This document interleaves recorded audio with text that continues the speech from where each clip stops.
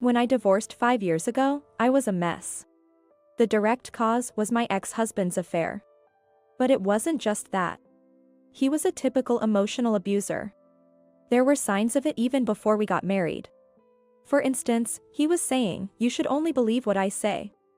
I interpreted it favorably during our dating period as leadership and decisiveness, even though it was just emotional abuse.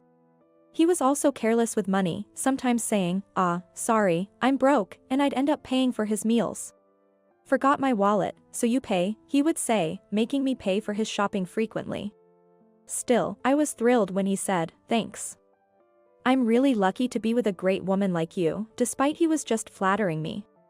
In hindsight, his great woman meant a convenient woman who would do anything he said. Love is blind, as they say.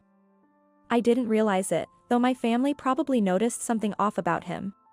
My family was strongly against our marriage. But I pushed through and married him anyway. Even after realizing my mistake shortly after the wedding, I found it hard to say I wanted a divorce. After marriage, we couldn't afford to live by ourselves, so we lived with his parents, who were just like him.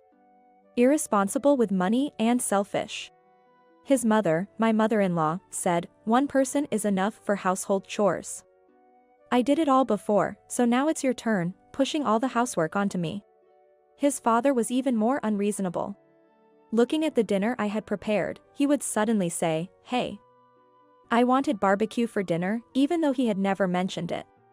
In fact, he had requested fish, so I prepared it accordingly. "Be quiet." I changed my mind. "As a wife, you should pick up on that," he would retort, leaving the dinner I made and taking my mother-in-law and husband out to eat. If I listed every incident, there would be no end, but the terrifying thing about emotional abuse is that it takes time for the victim to realize they are being abused. By the time you realize it, you may be in a very bad mental state. Had it not been for my husband's affair, I might still be trapped in that house. Just before the divorce, I had become like a puppet, silently complying with every unreasonable demand. His affair was discovered through his easy mistake, leaving a hotel loyalty card in his pocket. When I confronted him, he shifted the blame to me, saying, "It's not a big deal to cheat. It's your fault for not dressing up or being fashionable." My in-laws joined in, saying, "That's right. It's your fault for not being attractive. You should be ashamed for blaming our son when you're the one who got cheated on," they scolded me. That was the last straw. I reached out to my parents, crying, "I need help. I want a divorce," and they immediately came to get me. Shocked at my emaciated, changed appearance, they fiercely confronted my in-laws and husband. "You've worked our precious daughter to the bone. What do you think she is to you? We're taking Alice back.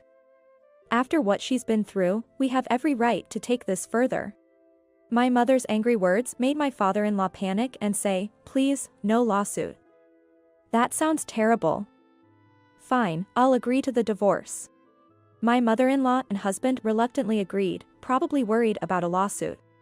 They didn't say anything.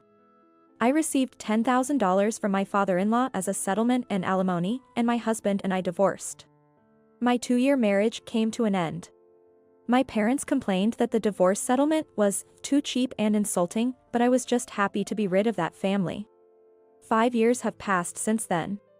It took a long time for my battered heart and body to recover. Waking up from nightmares, panicking from unpleasant flashbacks. I couldn't have recovered so quickly without my parents' support. Moreover, I somehow ended up owning my own shop, a new start in life. Thanks, Mom and Dad. I never thought I could open a shop. What are you talking about? It's all your talent, my mom replied, but it was thanks to my parents. Right after I returned home. Worried about my emaciated state, my parents bought various baked goods like cakes and cookies from different bakeries. I've always loved sweets since I was a kid. I went to culinary school and even have a cooking license. Before I met my ex-husband, I had dreams of owning my own shop. If you hadn't bought those baked goods that time, I wouldn't have thought of it. One of the treats my father brought home was a cereal bar. A cereal bar is also known as a granola bar. It's made by compressing cereals like oatmeal with nuts like walnuts and almonds and dried fruits. They seem to be popular these days. They're delicious, but a bit hard to eat, my mom noted when we ate them together. That single comment from her changed my fate. Then, I'll make some that are easier to eat. I always felt like a burden, so it was a small way to show my gratitude. The bite-sized cereal bars I made then were a big hit with my parents. I made them with just the right hardness, and they looked and tasted great with plenty of dried fruits and nuts. They were indeed pretty, and I was confident that they would sell. Why don't you post them on social media or something? Social media is an online communication service. Anyone can easily post photos and send messages with ease. Aren't you doing something on it, Alice? So, I posted a photo on the social media account I had registered long ago. And it got a huge response. Where are you selling these? They're so pretty. Bite-sized and easy to eat with one hand. Many positive comments poured in. I was so happy that I cried while reading each one. After the emotional abuse from my in-laws and husband, I was made to believe I was worthless, and though my parents recognized me, I thought it was just because they were family. Somewhere deep down, I believed I was truly worthless. But I was wrong. Even strangers acknowledged what I created. It was my in-laws and husband who were odd. Worrying about such people was a waste of time. I was able to completely let go of them.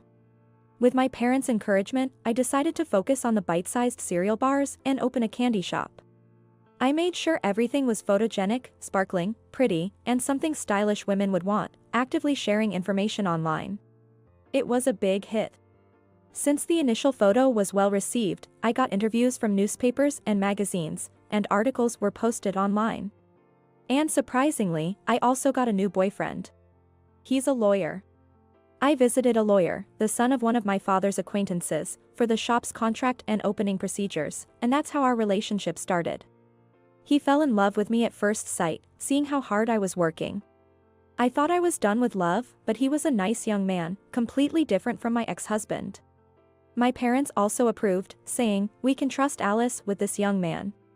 Just when I thought I was reclaiming my life and starting anew, I received an unexpected email from my ex-husband saying, "I'll come to pick you up on Saturday." I replied, "I have no intention of meeting you again," and blocked his contact, but I showed the email to my parents and boyfriend. I had no idea why my ex-husband would contact me after all this time. My boyfriend said, "He probably won't come, but just in case, I'll stay with you." Both my parents and boyfriend decided to be with me on Saturday. On Saturday. Not only my ex-husband but also his parents showed up at my house, even though I said I wouldn't meet him. They tried to enter the house without permission, so I blocked them from coming in past the entryway. I asked, "What do you want?" Then my ex-husband said, "Alice, you must have calmed down by now. I forgive you, so come back to me." What? What are you talking about? I was truly baffled. My boyfriend and parents were equally perplexed. Yet, my ex-mother-in-law added to her son's outrageous statement, "Wouldn't it be better for your reputation to go back to him instead of being a divorcee? Our son is willing to marry you again." Furthermore, my ex-father-in-law said, "Alice, our son is apologizing so much. Stop being stubborn. His grandmother needs care, and we should discuss the future." I laughed, "No way. I'm engaged now. I have no intention of going back." And who's apologizing?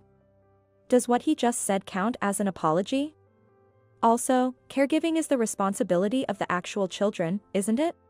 My ex-husband seemed to only register the fact that I was engaged. Engaged? What do you mean? "You cheated on me," he yelled. I instinctively flinched, but my boyfriend stepped in to protect me. "Who is this guy?" "He's my fiancé." "Nice to meet you." "I've been listening to your novel way of apologizing. It sounds more like you want her back as a housemaid." My boyfriend remarked sarcastically, causing me and my parents to chuckle. "What? You're getting cocky just because I'm being humble." My ex-husband got angry, probably because it hit a nerve. I used to be scared and comply with him in the past. But not anymore. I firmly said, "Who's being unreasonable here? I won't be controlled by you anymore." My father then said, "You should understand now. Our daughter has no intention of ever dealing with you again. We've completely cut ties. Now leave." Despite being told by my father to leave, my ex-husband and his parents were reluctant to move. Just as I thought we were getting nowhere, I noticed the neighbors had started to gather. They were drawn to the argument happening at our front door. They must have come out to see what was going on. I decided to use this to my advantage. I see the neighbors are gathering. If you cause any more trouble, I'll call the police. With so many witnesses, it's clear who's in the wrong. With that, they had no choice but to leave. I successfully repelled them. It's insane that he wanted to marry me again in the first place. Later, I found out why they showed up after 5 years. They didn't know that my boyfriend worked at the law firm where my ex-husband went to consult about bankruptcy. It wasn't that my boyfriend broke any confidentiality. My ex-husband happened to run into me when I was delivering lunch and blurted out, "Why are you here? It's your fault I have to file for bankruptcy." I then remembered that neither my ex-husband nor my former father-in-law had respectable jobs, and despite being into gambling, they lived lavishly. They had squandered their grandfather's inheritance and grandmother's pension. The inheritance was gone, and with the grandmother needing care and moving into a nursing home, her pension would be used to pay for the facility. Unlike before, they no longer had disposable income, but couldn't lower their standard of living. They quickly fell into debt trying to cover it with gambling. Apparently, they saw my success in the news online and thought to take advantage of me by showing up. I heard through the grapevine that despite being in the middle of bankruptcy proceedings, my ex-husband couldn't stop gambling, and his bankruptcy was not approved. He's still being chased by debt collectors and is on the run. What goes around comes around. As for me, I feel truly relieved, having finally put the past behind me with my own words. My business is thriving. My boyfriend and I are getting married soon. This time, I'm sure it's going to be the best life ever.